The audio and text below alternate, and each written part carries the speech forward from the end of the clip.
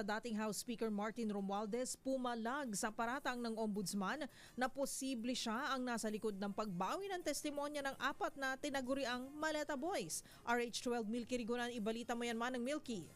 Maring tinanggi ni dating House Speaker at later Representative Martin Romualdez ang bintang ng Office of the Ombudsman na posibleng siya ang nasa likod ng pagbawi ng testimonya ng apat sa tinaguriang Maleta Boys. Ang kay Romualdez, sa naturang paratang pinakita lamang na merong kinikilingan si Ombudsman Jesus Crispin Rimulya at ito ay laban sa kanya. Sabi ni Romualdez sa recantation ng apat na Maleta Boys, malinaw ang kanyang sinasabi na ang mga akusasyon laban sa kanya ay kasinungalingan at gawa-gawa lamang.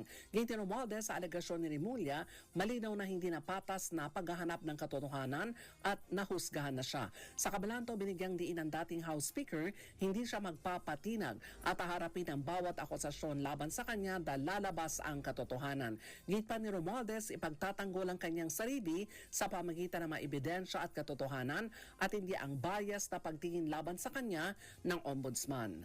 Ako si Milky Rigunan, nagulat para sa DZRH, una sa Pilipinas, una sa Pilipino.